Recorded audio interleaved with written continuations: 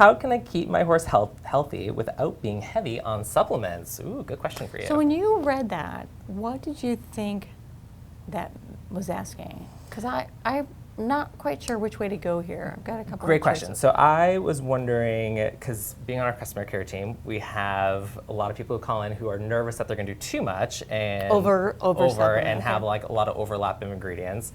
And then we have some people who go the other end of the spectrum, and if the horse has a hoof, they want a hoof supplement. If the horse has skin and coat, they get skin. Basically, any part the horse has, they want a supplement for it. Okay. So I was thinking that this person, based on the question, was they're just looking to have like maintenance level support for their horse. Is kind of how I understood it.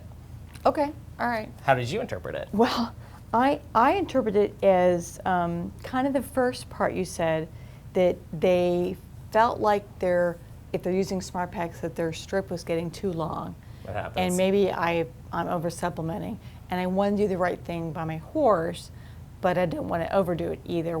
How do we strike the right balance? Exactly. Okay, that's what I'm answering. So I don't know. So my first thought is, and I'm always let's back up to get on the same page. And I thought, well, when it comes to supplements, you only give what your horse needs.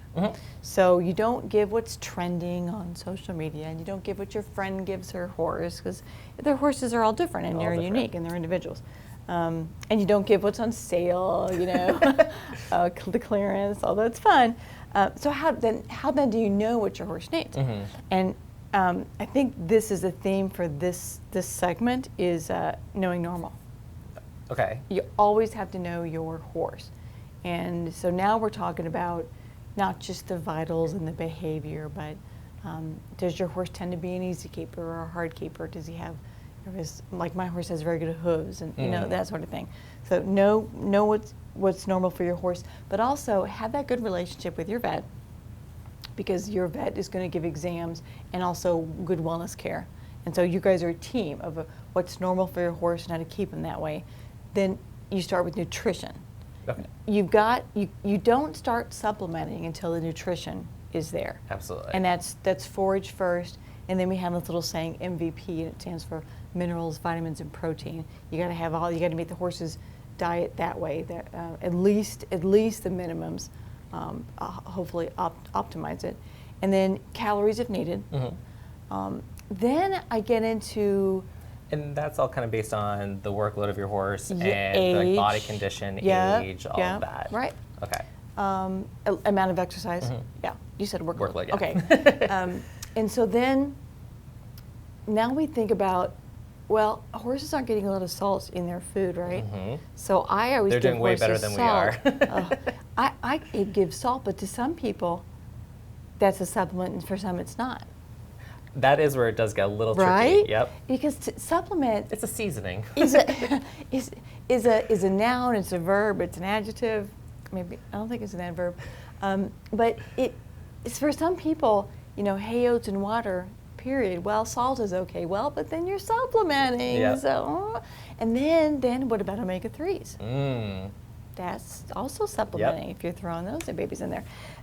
After that's done, anyway, and of course management. So, nice, healthy, clean, good-smelling stall and a good turnout and an appropriate exercise program and all that. But now you begin to look, like what you were saying earlier, at the different systems of your horse, the hooves I mentioned, digestive tract, you have a new horse in your barn, joints maybe, and you say, where does my individual, unique, one-of-a-kind horse need support? So I don't give my horse any sort of hoof supplement because he has great feet.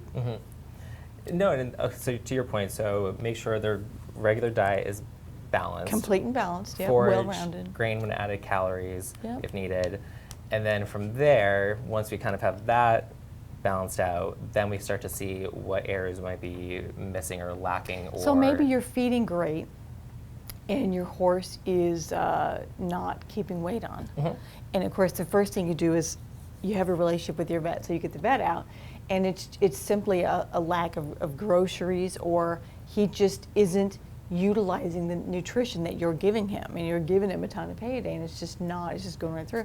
So maybe a digestive support supplement is appropriate for that horse. Okay. That's how you think about supplements. I love that. So balance it all out, see if there's any areas that are missing once that's all in place. Yeah. Have a conversation with your vet, and then fill in the gaps as needed with some I think supplements. that makes a lot of good sense. Easy enough. Yeah. Let us know if you have any more questions about it. Of course, you can always call our customer care team, though, because Dr. Gray does an amazing job with all our trainings and keeping us up to date on anything. So if you do have any questions about supplements, just give us a call.